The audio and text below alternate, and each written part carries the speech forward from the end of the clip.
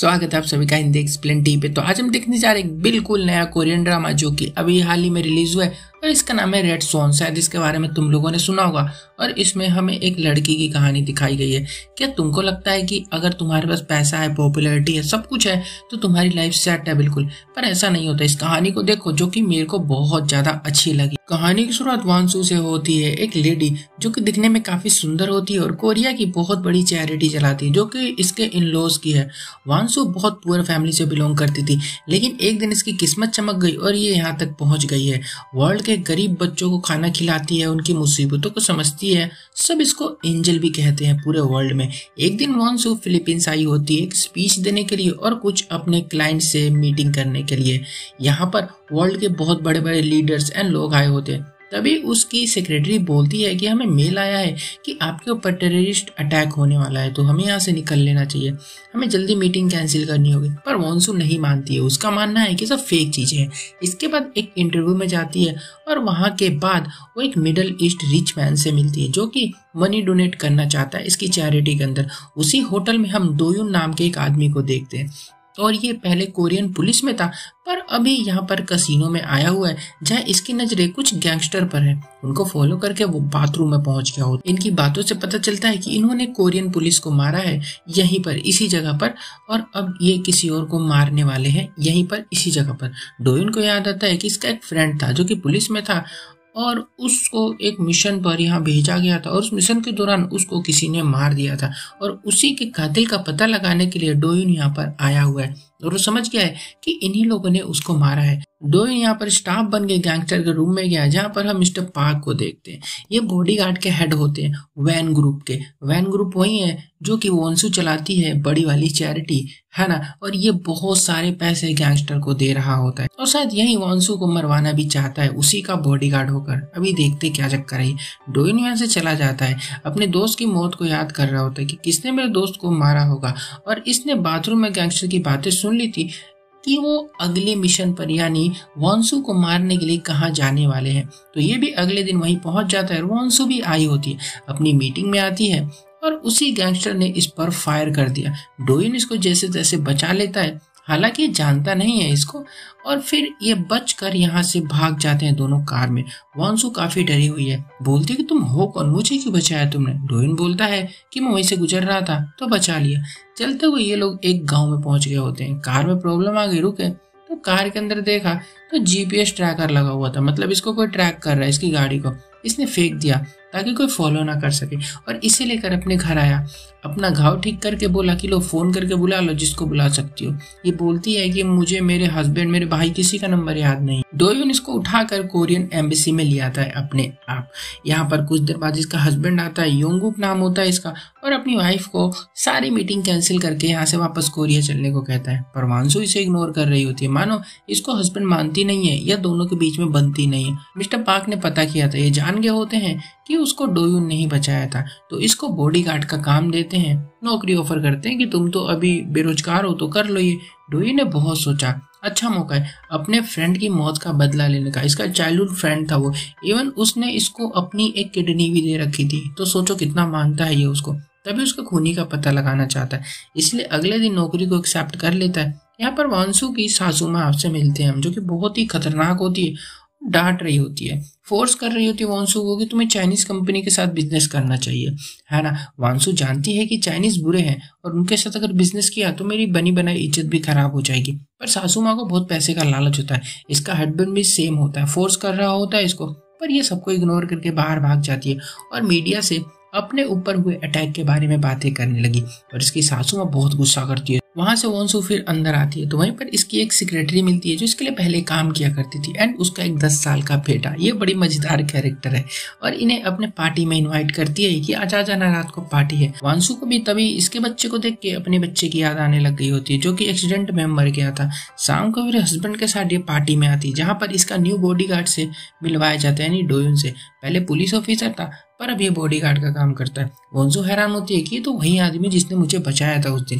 खैर यहीं से हम वानसू का बचपन का सीन देखते हैं। ये और इसका बड़ा भाई दोनों अपनी मॉम के साथ रहते थे। पिता नहीं थे इनके, इनकी मॉम को छोड़कर चले गए थे इसको प्रेग्नेंट करके, और इसकी मदर गोल्फ कोच का काम किया करती थी। जैसे तैसे इन दोनों को पाल रही थी और वो गोल्फ कोचिंग किसको देती थी, जो अभी वंशु की सासू माँ है ना उसी को, यानी मीरेन नाम होता है उसका। और बहुत हरामी औरत थी। इसकी मॉम को, वंशु की मॉम को मारती पीटती रहती थी और उसके ऊपर झूठे झूठे इल्जाम लगाती थी और इवन उसको नौकरी से भी निकाल दिया था बेइज्जत करके। मॉम भी कम नहीं थी, गुस्से में उन्होंने गोल्फ स्टिक की चोरी कर ली और ले जाकर वंशु को दे दिया और वंशु को रोज गोल्फ की प्रैक्टिस करवाने लग गई थी। रोज खेलती थी और जैसे जैसे बड़ी होती गई ये गोल्फ खेलना बहुत अच्छे से सीख गई थी। और इसकी मॉम अब इसको अमेरिका भेजकर ओलंपिक खिलाना चाहती थी। पूरी life saving and van group की हेल्प से इन्होंने उसको अमेरिका भेज दिया और वहां पर जाकर ये अच्छी तरह से सेटल हो गई। यहाँ पे इसने काफी मेहनत की और एक प्रोफेशनल प्लेयर बन गई थी। कई सारे टूर्नामेंट जीते और वहां पे अपनी ऑलमोस्ट जिंदगी के 12 साल बिताकर ये कोरिया वापस लौटी बहुत सारे प्राइज मनी के साथ। तो जितना पैसा इसके पास था ना सारा इसको कर्जे में देना पड़ा, क्योंकि इसकी मोम ने यहाँ पर 12 साल जुआ खेला था और जुए में 12 साल से पैसे हारती आ रही थी। अब वंशु को बहुत गुस्सा है कि 12 साल की जो इसकी कमाई थी, मेहनत की, वो सारा जुए में चला गया, यानी कि कर्जे के अंदर।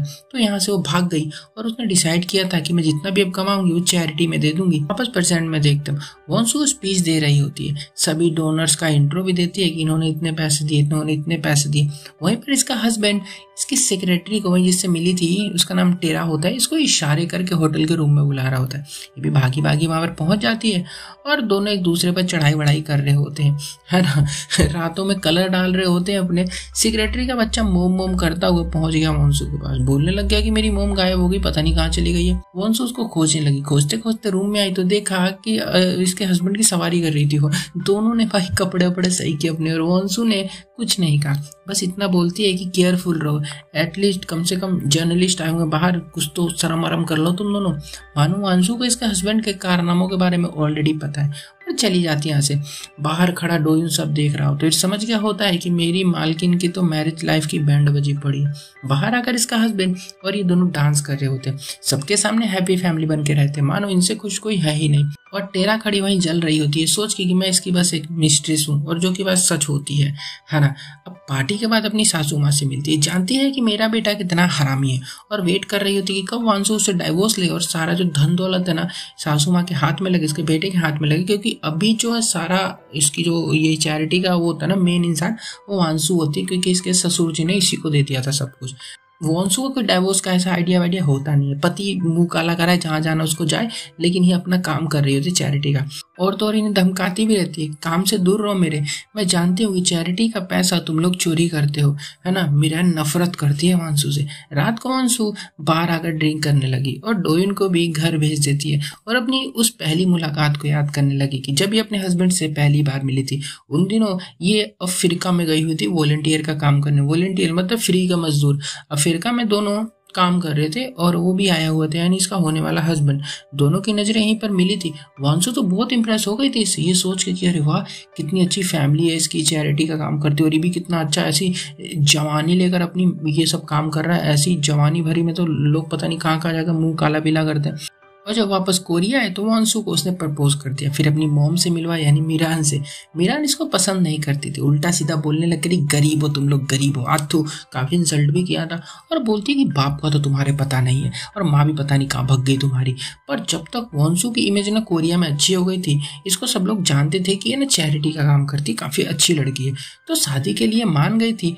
और ये दिखने में सुंदर थी ना, तो इसलिए एक वैन ग्रुप को ब्यूटी मॉडल भी चाहिए थी। तो इसकी माँ ने सोचा, मीरेन ने, कि आप फ्री की मिल जाएगी, कर देती हूँ शादी, मेरा बेटा तो है ही हरामी, इधर तो मुंह मारता रहता है। वंशु का बड़ा भाई झूठ बोल देता है यहाँ पर कि हमारी मोम अब रोड गई हुई है, मैं छोड़ के नहीं भागी। वापस प्रेजेंट में वंशु को देखते काफी परेशान है, इन सब से भागना चाहती है पर भागे भी कैसे, वैन ग्रुप को छोड़ नहीं सकती। बाहर खड़ा बॉडीगार्ड डो इन सब देख रहा होता है, इसके पीछे पीछे होटल रूम तक आता है कि मालकिन को कोई तकलीफ ना हो जाए और इसकी हेल्प करता है और ये इसको रूम में अंदर बुला लेती है और की बाहर ही गिर जाती है। बाहर इसका हस्बैंड इसको मिलने आया होता है, कि उठाने लगा था कि बॉडीगार्ड उठा लेता, बोलता है कि मैम अभी थोड़ी नशे में थी तो आराम कर रही होंगी, आप कल मिल लेना।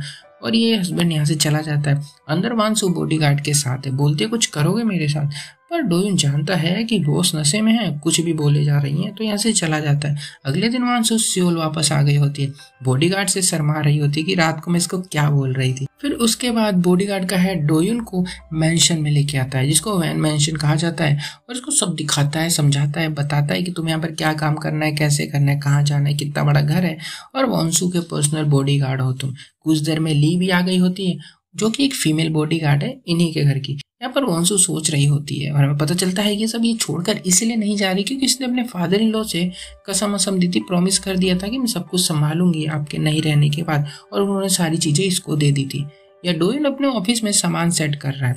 इसके फ्रेंड की एक फोटो भी होती है इसके साथ, जो गिर के टूटी तो उसके पीछे एक मेमोरी कार्ड निकलती है, जिसमें एक वीडियो है। वांसू के फादर इन लॉ यानी उसके ससुर की मौत की वीडियो दिखाई जा रही होती है। शायद इसके फ्रेंड को कुछ पता चल गया था कि इसके ससुर को किसने मारा है। इसके फ्रेंड को जब पता चला ना, तो इसके फ्रेंड को भी उन्हीं सेम लोगों ने मार दिया ताकि बाहर जाकर मुंह ना खोल दे। खैर, ये वांसू के पास आता है और कहता है कि तुम्हें कोई मारना चाहता है, तुम्हारा कोई करीबी। वांसू बोलते नहीं नहीं, शायद वो इंटरनेशनल अटैक था, माफिया वाले होंगे, मेरे को कौन मारेगा, मेरा कोई दुश्मन नहीं है। पर डोयुन जान गया होता है कि इसकी फैमिली का ही है कोई जो कि इसको मारना चाहता है ना। और फिर हम एक 2 साल पहले का सीन देखते हैं। डोयुन अपने फ्रेंड के साथ एक मिशन पर आया था। इनके सीनियर ने इन्हें काफ़ी बातें सिखाई, समझाई, और इसके फ्रेंड को फिलीपींस में भेज दिया, उसी जगह पर जहां पर उसकी मौत हुई थी। डोयुन को यहीं पर रुकना पड़ा और इसके फ्रेंड को वैन ग्रुप की सच्चाई का पता लगाने फिलीपींस जाना पड़ा, जहां पर उसकी मौत हुई थी, क्योंकि उसकी चैरिटी के ना पैसे गायब हो रहे थे वैन ग्रुप के, और वहां पर वो मारा गया था। डोयुन ने अपने सीनियर से बहुत रिक्वेस्ट की कि प्लीज मुझे जाने दो फिलीपींस, परमिशन मांगता रहा, पर इसको बॉस ने परमिशन दी ही नहीं वहां जाने की, इसलिए इसने अपनी पुलिस की ड्यूटी छोड़ दी और खुद ही फिलीपींस पहुंच गया था कातिल का पता लगाने। प्रेजेंट में वांसू का भाई इससे मिलने आया होता, बताता है कि योंगमिन पर नजर रखो तुम। वांसू के हस्बैंड का छोटा भाई योंगमिन है। ओके, अब इसके बिजनेस में प्रॉब्लम कर रहा होता। वांसू बोलती है कि मैं सोच रही हूँ कि फाउंडेशन को इंटरनेशनल कंपनी के साथ जोड़ दूं ताकि मेरा चैरिटी के पैसे ना चुरा सके। इसका भाई मना करता है, पर वांसू नहीं मान रही होती है, नहीं सुनती है। वो परेशान है चोरी से, और फिर वहां से अपनी सेक्रेटरी से मिलती है और कहती है अरे एटलीस्ट होटल का डोर तो लॉक कर लिया करो, वो सब करने से पहले मेरे हस्बैंड के साथ थी तुम। टेरा बोलती है कि मेरा जो बेटा है ना वो भी तुम्हारे हस्बैंड का ही। वाह, क्या बात है भाई, ऐसे तो ट्विस्ट चाहिए होते हैं हमें। वांसू हैरान, क्या वो मेरे हस्बैंड का बच्चा है? टेरा ने इसके हस्बैंड के सारे राज ही खोल दिए होते, मतलब इसका हस्बैंड टेरा के साथ 10 साल से टाटा टाटा कर रहा है, पर शादी नहीं की हराम के पिल्ले ने। घर आकर हस्बैंड से बोलती है कि टेरा और उसके बच्चे को अब्रॉड भेज दो, पर मिरान को ये सब पसंद नहीं है ना, और ये अपनी मॉम के खिलाफ जाएगा नहीं कभी। वहीं पर टेरा घर पे आई होती है, मिरान से बोलती है कि वांसू मुझे धमकी दे रही थी जाके। मिरान ने भी डीएनए टेस्ट करवा लिया होता है और ये पता लगा लिया कि हाँ, जो टेरा का बच्चा है वो इसके लड़के का ही लड़का है, इसका पोता है मतलब। इसीलिए एक फैमिली फोटो शूट करवाती है अगले दिन, जहाँ पर टेरा एंड उसके बच्चे को भी बुलाया गया होता है। वांसू हैरान हो गई होती है और ये दोनों बेशर्मों की तरह स्टाइल मार रहे होते। वांसू भाग गई चढ़ के, मिरान से आकर लड़ाई करने लगी। मिरान का कहना है कि तुम्हारे मरे हुए बच्चे की जगह पूरी कर सकता है वो घर के अंदर, पता है तुम्हें कुछ? और अगर चाहती हो कि हम उसको और उसके बच्चे को भगा देना यहाँ से, तो तुम अपना बच्चा पैदा कर लो। वांशु अलग परेशान हो जाती है सुन के, क्योंकि करे तो करे क्या, क्योंकि ये अपने हस्बैंड के साथ बेड शेयर नहीं करती है। अगले दिन तक टेरा एंड बच्चा घर में दिखाई देने लगे होते। वहीं पर वांशु के मरे हुए बच्चे का सामान भी बाहर फेंका जा रहा होता है। गुस्से में बाहर जाकर कार चलाने लगी, जस्ट एक्सीडेंट होने से बचता है। डोयुन आकर जबरदस्ती कार में बैठ गया और इसको लेकर बीच पर आया, इसके पैरों को साफ किया। फिर दोनों ने कुछ टाइम बिताया और रात को वांसु इसको अपने प्राइवेट विला में लेकर आती है, जहाँ उसका हस्बैंड पहले से आया हुआ है। नशा कर रहा होता है बैठकर हरामी। ये जानता है कि इसकी बीबी गुस्से में परेशान होकर यहीं पर आती है और उसको पकड़ लेता है और इसके साथ सेक्स सुक्स करना चाहता है, जबरदस्ती करने लग गया होता है ना। बाहर खड़ा डोयुन देख रहा है कि मालकिन के साथ जबरदस्ती क्यों कर रहा है ये आदमी, उसका हस्बैंड होकर। तो जाता है और दोनों को अलग करता है और फिर वांसु को लेकर घर आ जाता है और समझ गया होता है कि वांसु अपने हस्बैंड से प्यार नहीं करती है। वांसु कुछ बोल ही नहीं रही होती है कहाँ जाना है, इसलिए इसको वापस विला में ले आता है, इसलिए इसको वापस ये वैन मेंशन ले आता है। अगले दिन खबर आती है कि इसका हस्बैंड घर नहीं आया रात को और सुबह सुबह इसके अपार्टमेंट में देखा गया है, पर वांसु को कोई फर्क नहीं पड़ता है। डोइन एंड फीमेल बॉडीगार्ड दोनों वैन के ऑफिस में आए होते हैं सीसीटीवी कैमरा चेक करने के लिए। यहाँ बहुत से बॉडीगार्ड से भी मिलते हैं और डोइन अपनी मार्शल आर्ट दिखाता है जिसमें पटक पटक के पेलता है सबको। फिर हेड से बोलता है कि ये वॉन्सू के फादर इन लॉ यानी जो हमारे थे वो कैसे मरे थे। हेड डर क्या होता है, कहता मुझे क्या पता, जाके न्यूज में पढ़ो, उनको हार्ट अटैक आ गया था तो उस वजह से मर गए थे वो। घर आकर फिर से वही मेमोरी की वीडियो देखने लगे होते हैं जिसमें वॉन्सू के फादर इन लॉ मर रहे होते हैं, पर ये ना कोई दूसरा घर होता है, उनका घर नहीं होता है। अब इन्हें मरते हुए डोइन के उसी पुलिस वाले फ्रेंड ने देख लिया था और उसे भी मार दिया उन्हीं सेम लोगों ने, ताकि बाहर जाके किसी को बता न दे। तो अब डोइन अगले दिन घर में छानबीन करने लग गया था, कुछ तो सबूत मिले, कुछ तो पता चले। सबसे पहले हेड शेफ बायोन के रूम में घुसता है जो कि सालों से यहाँ पर काम करती है, शायद कुछ तो जानती होगी। पूरे रूम में कुछ नहीं मिला तो भी एक सीक्रेट डोर ओपन होता है जहाँ पर देखता हूँ तो पूरे घर का सीसीटीवी फुटेज चल रहा होता है। इसने सब कॉपी कर लिया और ली ने इसको पकड़ लिया होता है। पर डोइन बोलता है कि मैं तो बटलर को खोज रहा था, कुछ काम था। ली बोलती है ठीक है लेकिन बॉस तुम्हें बुला रहे हैं। ये आता है तो वॉन्सू के हस्बैंड को देखता, गुस्सा है, बोल रहा था सुन बे बॉडीगार्ड, मेरे पर्सनल मैटर में मत घुसा करूँ, मेरी बीबी है, कुछ भी करूँ मैं। डोइन बोलता हाँ पर मेरी ड्यूटी थी मेरी बॉस को सेफ रखना। फिर घर आकर पूरी रात सीसीटीवी देखता रहा जहाँ देखता है कि वॉन्सू का हस्बैंड मनी बैग दे रहा होता उसी बॉडीगार्ड के हेड मिस्टर पार्क को कहीं लेकर जाने के लिए। यहाँ पर मिरेन अपने बेटे को वैन ग्रुप का हेड अपॉइंट करना चाहती है, इसलिए अपने मैनेजर से बातें कर रही होती है। वॉन्सू को हटाकर मेरे बेटे को बैठा दो कुर्सी पे। पर वॉन्सू को जैसी खबर मिलती है ना, वो कहती है ना अपने मैनेजर से कि जल्दी से ना र्यूमर्स फैला दो कि मेरे हस्बैंड का अफेयर चल रहा है और उसका एक 10 साल का बेटा भी है। बस फिर क्या था, फैल गया हर तरफ र्यूमर, चारों तरफ मीडिया। मिरान तो पगला गई होती है, क्या हो गया मेरे बेटे के साथ। मीडिया वॉन्सू से भी सवाल करती है पर ये कुछ बोलती नहीं है। टेरा की तो भाई इतनी इंसल्ट हो गई होती है, अपनी मॉम को लेकर ऑफिस में आ गई होती है लड़ाई करने के लिए कि मीटिंग रखो और बताओ सबको मैं तुम्हारी फैमिली की मेंबर हूँ, क्या है तू मिस्ट्रेस है। और यहाँ पर र्यूमर्स के बारे में बातें हो रही होती है, सब जानना चाहते किसने फैलाई पर किसी को नहीं पता कि किसने फैलाई, है ना। और इनकी कंपनी के स्टॉक प्राइस भी नीचे गिर गए होते, कंपनी लॉस में जा रही होती है। वॉन्सू डाइवोर्स देने ही वाली है, ऐसी भी खबरें बाहर फैल रही होती है कि जिसका हस्बैंड चीट करेगा उसको तो डाइवोर्स मिलना ही पड़ेगा। और चुपके से एक मीटिंग रखती है ये जहाँ पर बोलती है ना कि मेरे हस्बैंड का कोई अफेयर नहीं चल रहा है, वो सारे रूमर्स फेक है और वो जो 10 साल का बच्चा मेरे घर में रहता है ना, वो मेरे हस्बैंड का नहीं बल्कि मेरे फादर इन लॉ का है, उनका अफेयर चल रहा था टेरा के साथ। मिरेन पगला गई होती है, मेरे हस्बैंड को बदनाम कर रही है ये। वांसू फिर घर आती है तो मिरेन इसको डांटने लगी, क्या था ये। वांसू बोलती है अबे चुप चुप कर। टेरा बहुत गुस्सा हो गई होती है, क्या एक 70 साल के आदमी की मिस्ट्रेस, नहीं मैं ये नहीं हूँ, क्या इज्जत रह गई मेरी। टेरा एंड इसका बच्चा कुछ दिन बाद वैन की फैमिली में आकर रहने लग गए होते बेशर्मों की तरह। और टेरा गुस्सा है, वांसू से बोलती है कि तुमने मुझे उस बुढ़े की मिस्ट्रेस क्यों बोला सबके सामने। वांसू कहती है चुप चुप, डरा के बोलते हो औकात मेरे तुम। शाम को ना वॉकिंग करते हुए डोइन बोलता है कि ना तुमने डाइवोर्स लिया, उल्टा अपने हस्बैंड को भी बचा लिया, ना तुम्हें छोड़ के जाती हो, क्यों करती हो ये सब। वांसू बताती है कि मेरे फादर इन लॉ ने कहा था कि चाहे जो हो जाए तुम्हें वैन ग्रुप को आगे चलाना है, उसको साथ रखना है, प्रॉमिस भी किया था मैंने। डोइन बोलता ठीक है पर उन्हें मारा गया था, तुम्हें जानती हो ना, कहीं दूसरी जगह ले जाके मेरे दोस्त को भी मारा गया था। ये कुछ कहती नहीं है। अगले दिन वांसू एक लेडी को इनवाइट करने आती है। मिरेन ने फैमिली डिनर रखा होता है। फिर हम देखते हैं फैमिली डिनर, खाना क्या खाते हैं, बहस करते रहते हैं बैठ के सारे। मिरेन इसे फोर्स कर रही होती है कि चाइना की कंपनी को डील कर लो, पर वांसू मान नहीं रहे। मिरेन बोलती है कि मेरे बेटे को दे दो, फिर सब कुछ वो कर लेगा।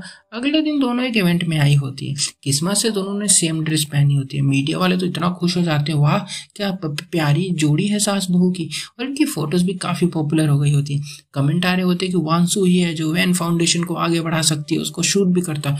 मिरेन पढ़कर बहुत गुस्सा होती है और पहुंच जाती है कहाँ पे, अपने बॉडीगार्ड्स के पास, और जाकर वहां पे करती है जूडो। ये ब्लैक बेल्ट होती है, पटक पटक के पेलती है सबको, दिखने में ओल्ड है, ये बहुत ताकतवर होती है। फिर डोइन की बारी आती है और डोइन इसको उठा के पटक देता है, जिससे मिरेन काफी इंप्रेस होती है और इसकी रिस्पेक्ट करने लगती है। अगले दिन मिरेन वांसू से बोलती है कि मैं 10 साल से तुमसे कुछ छुपा रही हूँ तुम्हारी मॉम के बारे में। उनको मैंने 10 साल से मेंटल हॉस्पिटल में रखा है ताकि हमारी फैमिली की बेइज्जती ना हो, किसी को बाहर पता ना चले कि मेरी बहू की मॉम पागल है, उनकी कंडीशन काफी खराब है, तो तुम जाके मिल लो। वांसू को बहुत गुस्सा आता है, इस बुढ़िया के ऊपर बहुत भड़की होती है अंदर से, है ना। वांसू अपने भाई के साथ एक अजीब से गांव जैसे एरिया में आती है जहाँ पर हॉस्पिटल होता है, हॉस्पिटल का जेल होता है, और अपनी मोम को देखती है। इसकी मोम की हालत बहुत खराब है, इसकी आंखें भर आती है। यहीं से ये हमें अपने टीन के दिनों के बारे में बताती है, याद करके 1998 में जब इसके घर पर रोज कर्जे वाले आया करते थे कर्जा वसूलने के लिए गुंडे, तो वॉन्सू अपनी मॉम को रोज बचाया करती थी। लेकिन अब इसकी मॉम की हालत देखो, पहचान तक नहीं पा रही है। बोलती है कि मेरी बेटी से बोल देना कि उसका पैसा मैंने जुए में उड़ाया था तो मुझे माफ कर दे, और मर जाती है। वांसू बहुत रोती है, घर आती है। मिरेन बोलते है कि फ्यूनरल में मत जाना, तुम पता है तुम्हारी मॉम मर गई है, क्योंकि तुम्हारी मीटिंग है चाइनीज एम्बेसी वालों के साथ, और अगर मीटिंग में गई तो हमारी कंपनी डूबेगी, मिलियंस का नुकसान होगा, तुम और तुम्हारा भाई दोनों को छोड़ूंगी नहीं मैं। ना चाहते हुए वांसू को मीटिंग अटेंड करनी पड़ती है और इसका भाई अपनी मॉम का अकेले फ्यूनरल करता है। बाद में वांसू अपनी मॉम की एसेस को लेकर एक जगह पर जाती है कार में बैठकर, और कार के जीपीएस को ऑफ करवा देती है। ये कोरिया का एक छोटा सा गाँव होता है जहाँ पर वांसू का घर है, जहाँ पर उसका टीनेज बीता बचपन की सारी यादें होती हैं, और वांसू बहुत दुखी है। डोन इसको कंफर्ट करता है और कोई इनकी इसी कंडीशन में फोटो खींच लेता है। इधर इसका हस्बैंड पगला गया होता है, मेरी बीबी का जीपीएस कैसे ऑफ है, गार्ड हेड को धमका रहा होता है, जल्दी उसका पता लगाओ कहाँ गई हुई है वो, है ना, जल्दी सब खोजने लग जाते हैं।